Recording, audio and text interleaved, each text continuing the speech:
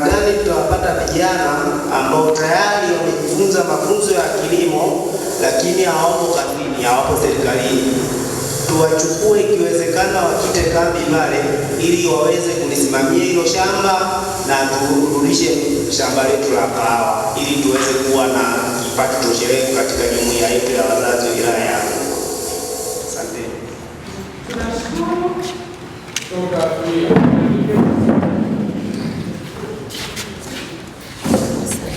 Sisi moyo chukua mwana au jua la msasi.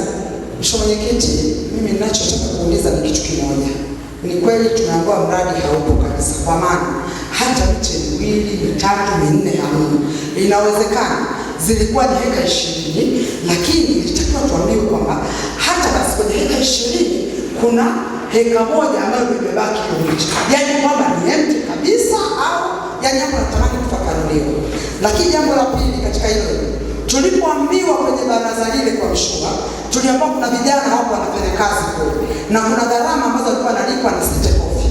Sasa sijajua walifanya kazi gani, kwa sababu hatujabakiwa hata na mche mmoja. Ndio nilikuwa natamani kujua kwa mwenyekiti. Tunashukuru sana mwenyekiti kutoka Kiwila. Tunaona hapo, turudishe tena maiki kwa mwenyekiti. Sisi moyo uchungu wa mwana wazazi. Asante sana ndugu wajumbe kwa mawazo mazuri na kwa maswali mazuri. Kama nilivyoeleza awali, hatua kwa hatua, miche ilipandwa chini ya 13,000 aina mbili na ilikuwa imeenda vizuri. Changamoto iliyokwenda kujitokeza ni kwenye usimamizi, ambapo site coffee akawa anahitaji kupata nguvu kazi na kushirikiana kutoka kwenye jumuiya ya wazazi. Na sisi hawa target yetu ilikuwa ni kwenye shule, kwamba tutakuwa tunaomba kwenye shule hata kama ni wakopa, na mara hawa itakuwa tayari tutakuwa tunawarudishia. Kwa tukuja kukwama kweli mchakato wa usimamizi kwa miche ilipandwa, na inaumiza sana kama nilivyosema, mzazi pale ipo kwenye vichaka, sio kwamba kupanda vichaka ilipandwa vizuri. Kuhusu usimamizi, kweli bado vijana wanalipa posho katika mchakato wa awali wa usafishaji wa shamba, utafutaji wa yardstick, upimaji, uchimbaji na upandaji.